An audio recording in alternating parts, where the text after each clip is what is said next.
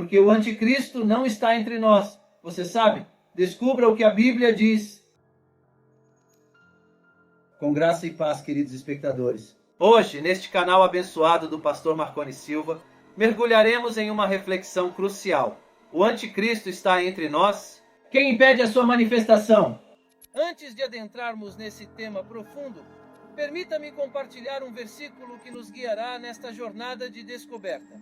Amados, não creiais a todo espírito, mas provai se os espíritos vêm de Deus, porque muitos falsos profetas têm saído pelo mundo.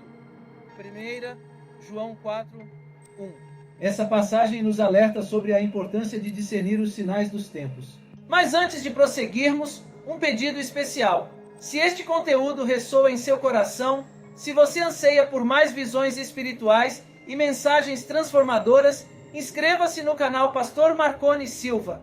Ative o sininho para receber todas as notificações e deixe seu like. Sua participação é crucial para continuarmos compartilhando a luz da palavra. Agora vamos adentrar no mistério do anticristo e desvendar juntos como podemos nos preparar para enfrentar sua influência. Acompanhe-nos nesta jornada de fé e discernimento. Caro ouvinte, é crucial que compreendamos o contexto do capítulo 2 da segunda carta aos Tessalonicenses para uma interpretação precisa.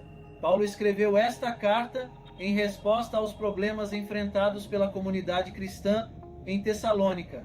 Alguns membros estavam confusos e alarmados, acreditando erroneamente que o dia do Senhor já havia chegado. Isso gerou agitação e desordem entre eles. É importante notar que ao longo da história da igreja surgiram teorias extravagantes e movimentos fanáticos que tentaram fixar datas para o retorno de Cristo, desacreditando a verdade sobre sua segunda vinda.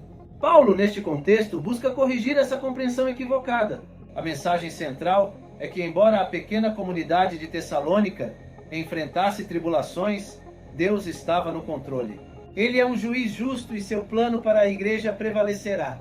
Nesse contexto, Paulo aborda a vinda de nosso Senhor Jesus Cristo e nossa reunião com Ele, referindo-se ao arrebatamento da igreja, momento em que todos os crentes serão reunidos para estar com o Senhor. Portanto, é essencial entender que o arrebatamento e o dia do Senhor são eventos distintos. O arrebatamento precede o dia do Senhor, oferecendo aos crentes a esperança de escapar dos horrores por vir. É nesse entendimento que podemos discernir quem verdadeiramente impede a manifestação do anticristo. Agora, ao nos aprofundarmos no versículo 2, Paulo nos adverte a não sermos facilmente desviados de nosso entendimento, seja por espíritos, palavras ou cartas, insinuando que o dia do Senhor está próximo. Esta é uma exortação importante, destacando a distinção entre o arrebatamento e o dia do Senhor.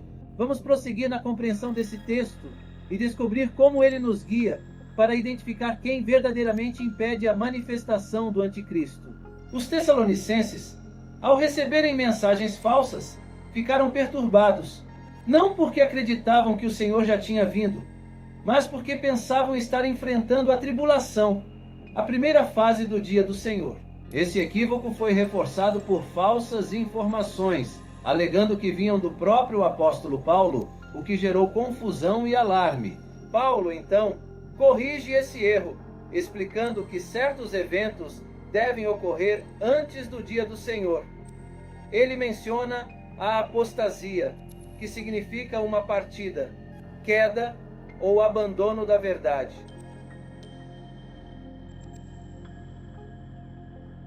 Nos últimos dias, muitos na igreja se desviarão das verdades bíblicas, e esse afastamento atingirá seu ápice na rebelião total contra Deus e sua palavra.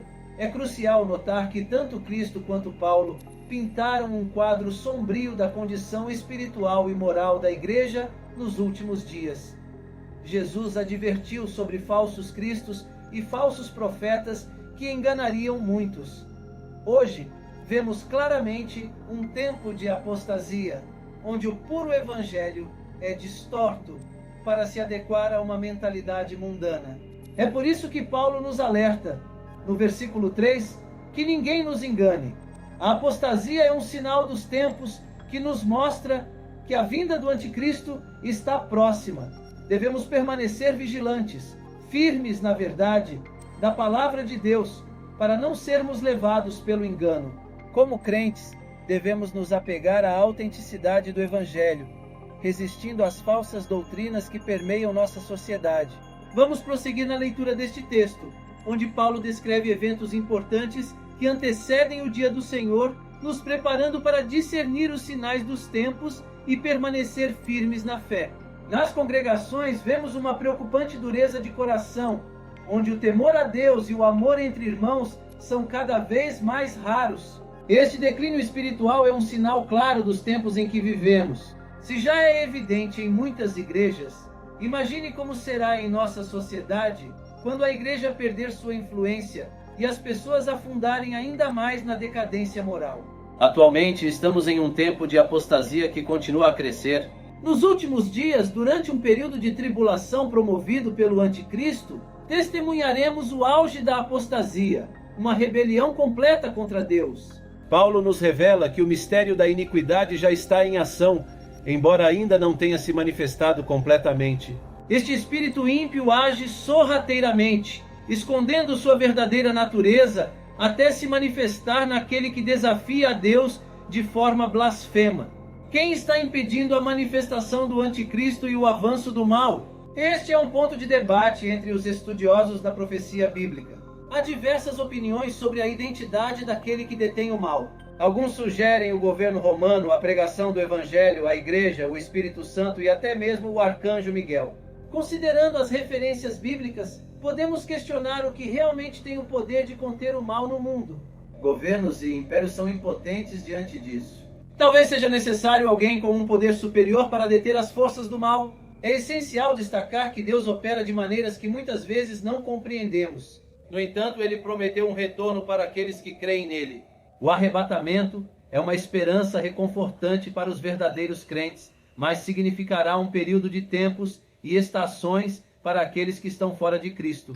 Neste período, Deus retomará seu relacionamento com a nação de Israel e os eventos preditos pelos profetas do Antigo Testamento ocorrerão.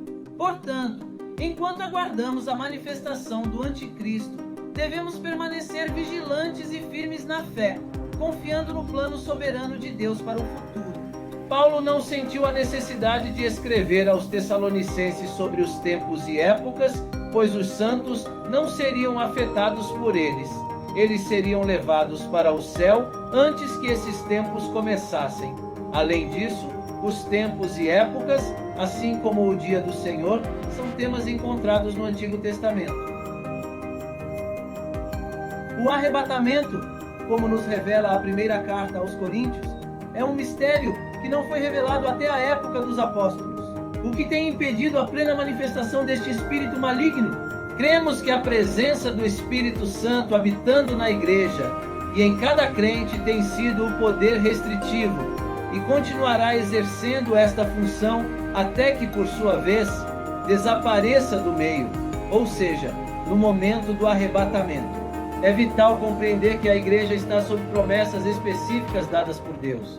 Como Jesus disse a Pedro em Mateus 16:18, sobre esta pedra edificarei a minha igreja e as portas do inferno não prevalecerão contra ela. Essas portas do inferno representam Satanás e todo o mal do mundo lutando para destruir a igreja de Jesus Cristo. No entanto, isso não significa que qualquer crente individual ou igreja local cairá em imoralidade ou apostasia. Através de sua graça soberana, sabedoria e poder, Deus sempre terá um remanescente fiel ao longo da história da redenção. Esses verdadeiros crentes e igrejas permanecerão fiéis ao evangelho original de Cristo e dos apóstolos, experimentando a comunhão de Deus, o senhorio de Cristo e o poder do Espírito Santo. Eles demonstrarão o poder do reino e do Espírito Santo contra Satanás, o pecado, as doenças, o mundo e o demoníaco. Alguns podem objetar: como o Espírito Santo pode ser removido deste mundo? Embora ele seja onipresente, há um sentido diferente em que ele veio à terra no dia de Pentecostes, para habitar na igreja e em cada crente. Como Jesus disse em João 16:7, era para nosso proveito que ele fosse embora, pois enviaria o Consolador. Assim, enquanto aguardamos o retorno de Cristo e a manifestação do anticristo, devemos permanecer firmes na fé, confiando na promessa de Deus de que sua igreja prevalecerá contra as forças do mal, fortalecida pelo poder do Espírito Santo. Antes do Pentecostes, o Espírito Santo esteve com os crentes, mas desde então ele habita neles. Após o Pentecostes, o Espírito permanece para sempre nos crentes da era da igreja.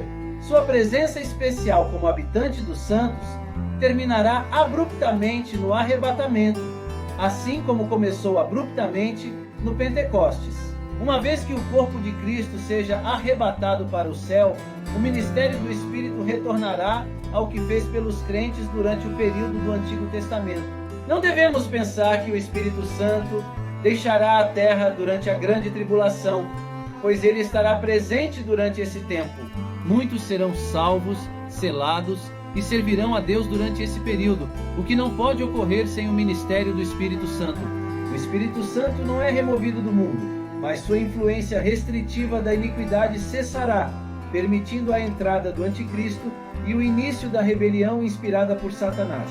Entretanto, como mencionamos, o Espírito ainda permanecerá na terra durante a tribulação para convencer as pessoas de seus pecados, convertê-las a Cristo e capacitá-las.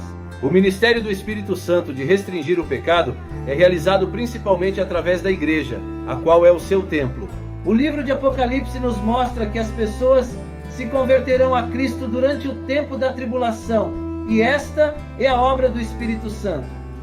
Como está escrito em Apocalipse 7:14, estes são os que vieram da grande tribulação e lavaram as suas vestes e as branquearam no sangue do Cordeiro. Portanto, esta posição sobre o papel do Espírito Santo durante a tribulação está conforme o contexto desses versículos e com a carta aos Tessalonicenses. Quando a igreja for arrebatada, os ímpios serão revelados.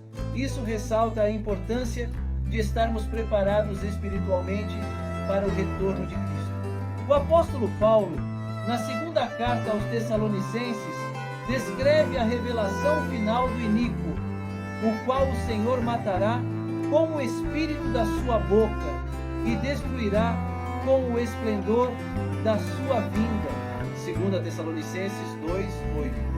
Após o arrebatamento da igreja, este maligno será revelado ao mundo. Sua carreira de terror se desenrolará durante aproximadamente 7 anos, a duração do período da tribulação. Sua vinda, 2 Tessalonicenses 2:8. Após o arrebatamento da igreja, este maligno será revelado ao mundo. Sua carreira de terror se desenrolará durante aproximadamente 7 anos, a duração do período da tribulação. Durante esse período, o anticristo se revelará como um governante mundial, fazendo um pacto com Israel.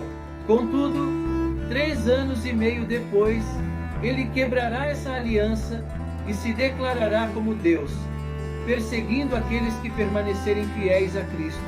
O anticristo exigirá adoração, demonstrará sinais e maravilhas sobrenaturais para enganar as pessoas e reunirá muitas nações para a batalha do Armagedon.